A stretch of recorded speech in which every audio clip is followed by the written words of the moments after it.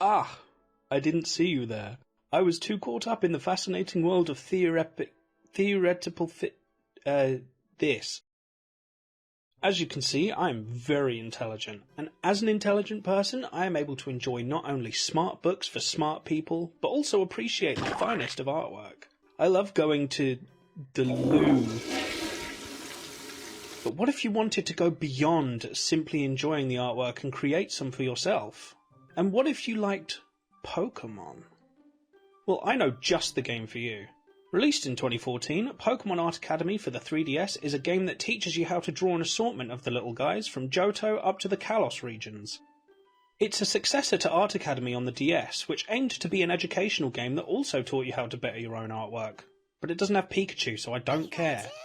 The game was generally seen as pretty good, fairly educational while also offering a simple yet effective set of tools to draw with. It's unique as a spin-off game in the sense that it's implied to not take place in the Pokemon world itself, much like the TCG game on the Game Boy Color. It's kind of a shame as I find the idea of using my team as my muse to be really fun. But, oh well. So why am I talking about this game in particular? Simple. I want to try to improve my art. Like most, I drew a lot when I was younger, and at this point I've been drawing for about...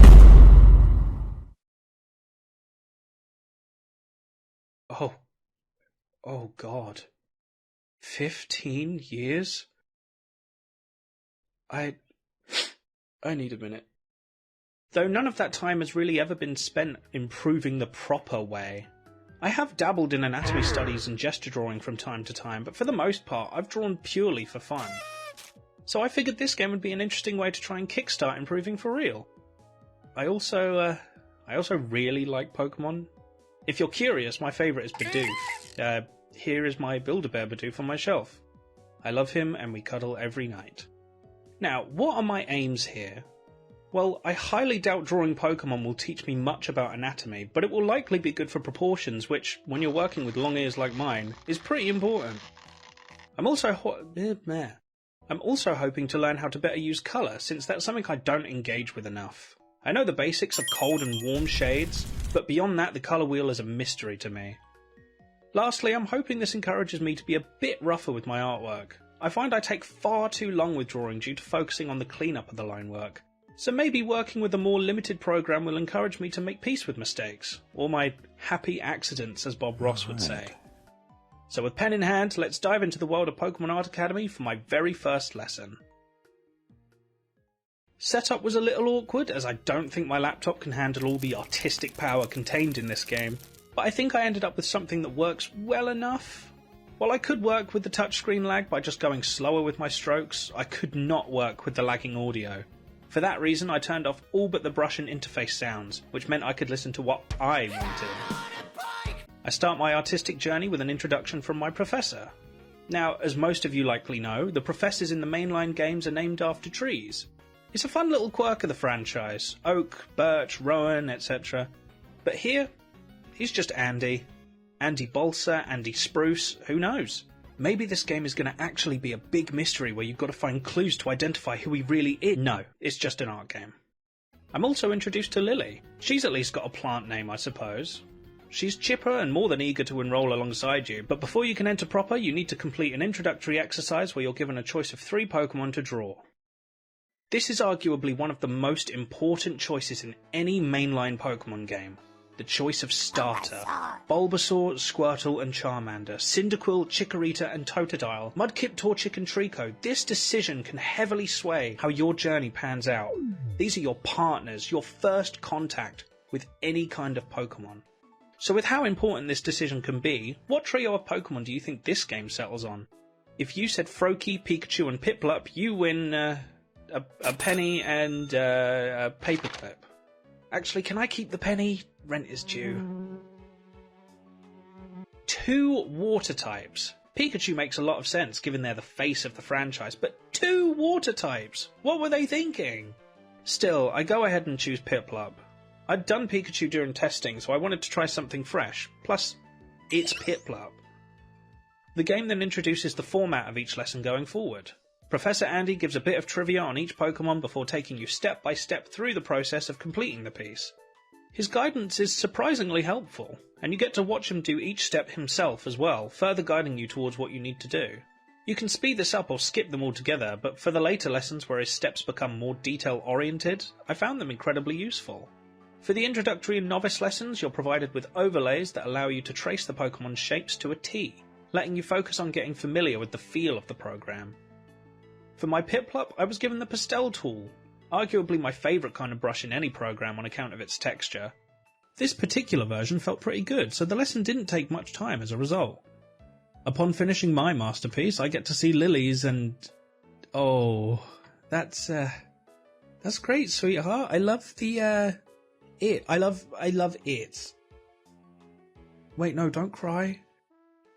Our licenses are then upgraded to Novice, and I'm able to move on to the actual meat of the game now. From here, the structure is one main lesson where you learn a new tool or technique, and a few mini-lessons to cement what you've learned that unlock after the main lesson. I opted to just do one mini-lesson per normal lesson since I knew I'd end up burning myself out otherwise. Besides, this video already took long enough. I'm not going to make it take longer if I can help it. The novice lessons aren't much of a struggle. I tend to use a cartoony style that emphasises strong line work as it is, so the tips taught in these lessons were already banked in my brain. Though they do teach some incredibly helpful basics that do wonders for making your art pop, these being line weight, line tapering, and line colouring. The first two involve the use of varying brush thicknesses to better sell the weight of an image, with thicker lines for larger shapes and thinner lines for details, all while erasing the ends of your lines with a point to make for a cleaner look. The last is pretty self-explanatory, but is important for either trying to convey a particular mood with your work or to simply grab the eye. If you've ever seen Summer Wars, or any Hosoda movie for that matter, you're likely familiar with the use of red outlines and the way it makes for an incredibly distinct style that has almost a dreamlike feel to it. In any case, it's fun to mess with and a super easy way to add some flavour to your work. You're also faced with the concept of construction shapes. While you still get the fully lined overlay to toggle, you're encouraged to sketch out your line work with the newly unlocked pencil tool using these provided shapes, meaning the game is slowly removing the training wheels. You have one wheel now. Using these techniques, you move on to the final for the course, where you draw the electric mouse himself in order to graduate. These act as a neat little bookend for each course, since where Pikachu's design is so simple, you can better focus on putting what you've learned to use without worrying about his proportions. This becomes especially helpful in the harder courses. Now with the novice course done, here are my pieces. And here are Lily's. She has spirit, I'll give her that. But nevertheless, we both still graduate to the... These lessons take a drastically different approach in that they offer 3 different art styles to try out, all of which have you learn to shade. The first is a cel-shaded style with solid shadows, the second is a more traditional style using hatching to shade, and the third is a painterly style. While I've experimented with softer shadows in the past, I very much tend to default to cel shading. So learning to hatch and paint shadows was definitely new territory for me. But it was fun to take a drive out of Easy Street and into, I don't know, Hard Boulevard? I didn't really think this metaphor through. But what is hatching? Painting shadows is pretty self-explanatory, but hatching isn't exactly as clear. That's a great question, my little sock friend. Hatching is the act of drawing parallel lines to convey shadows. Cross-hatching is when you have another set of parallel lines that cross over the first set, sometimes used in combination with each other to show even darker shadows. It looks a little weird at first, but this is very much a trust the process situation, where you just gotta stick at it until you get the look you're going for. While the final has you using the pencil for outlining and carries over some of the principles of the first 2 lessons,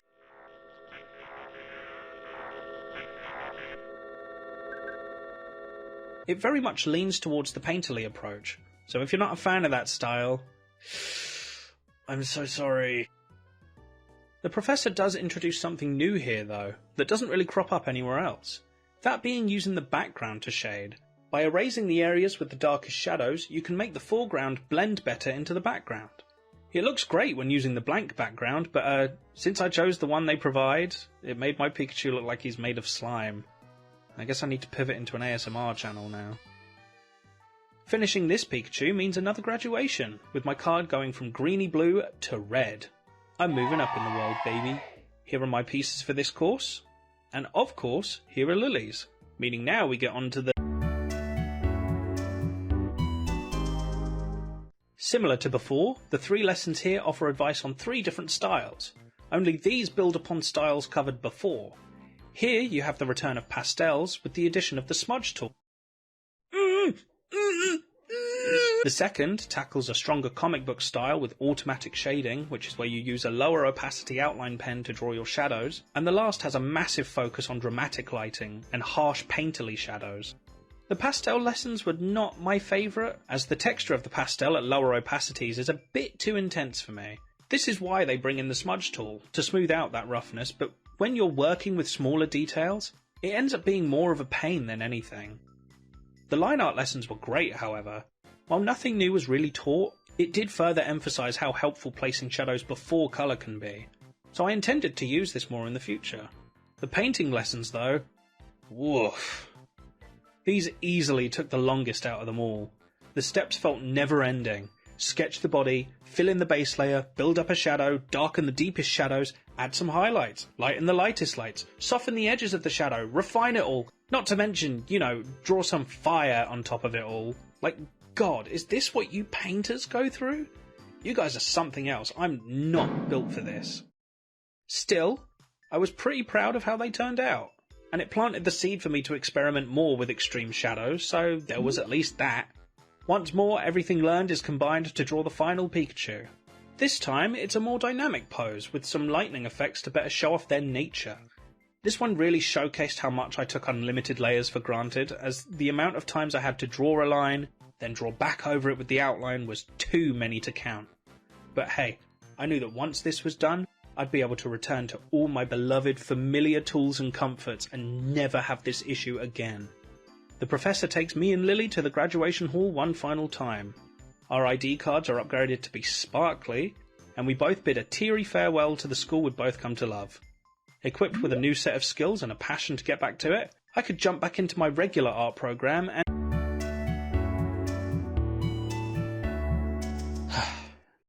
The game offers one final trio of lessons for you to try if you so choose. I figured I'd feel guilty if I didn't do at least one, so I chose Mewtwo. They took the longest. With his weird proportions, angle and all his details, it definitely proved to be the hardest challenge thus far. Though thanks to the helpful steps the professor provided, I ended up with something I'm pretty proud of overall. Apart from his wide-ass head, that is. Nothing new was really covered here, other than the note to use pencil lines to refine edges and shadows, so this really functioned as more painting practice than anything else. But with that, here is my final set of art pieces from the course. And here are Lily's. So proud of you, sweetheart.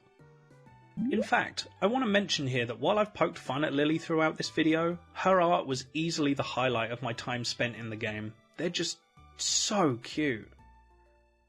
But now I could return to my darling paint tool Sai. Though, did I learn what I wanted? While the game doesn't really talk about concepts like foreshortening or perspective, it really hammers home the importance of construction shapes. I'm no stranger to using these, but I definitely learned I could be a bit more patient with setting them up before jumping into a rough sketch. More often than not, I'm too excited about an idea to properly plan out my shapes, and therefore draw a circle for the head and just feel it out from there. So that's something I'll definitely be trying to stop. Sadly, very little was learned here. All colour palettes were provided for you, and you were told which colours to use and when, though the palettes were at least pretty limited depending on the art style, which I felt showed how less can be more. This isn't really something that can be taught, and is more of a mentality, but I can already tell I've gotten better with this with my sketching. Maybe I've come to appreciate the luxuries my art program gives me more, or maybe I've developed a zen state that allows me to live with my mistakes. Either way, I'm hoping it'll speed up my art process considerably. I also learned that, God, I could not be a streamer. I recorded this whole experience with my mic on, thinking I'd be able to provide some fun commentary to pepper into the video, but more often than not I was locked in pure silence.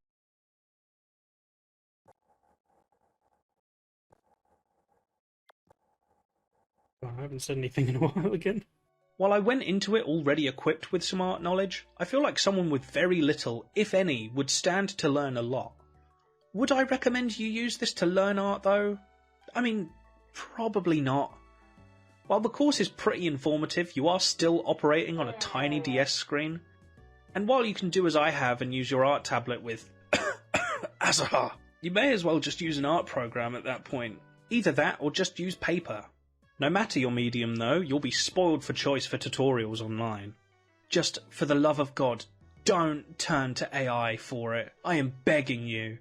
I know it can pump out things that look appealing at this point, but I promise you that if you care even a little about art, that learning for yourself and witnessing your own growth will be so much more satisfying. So, yeah. Go learn to draw. Do it. Do it. Do it!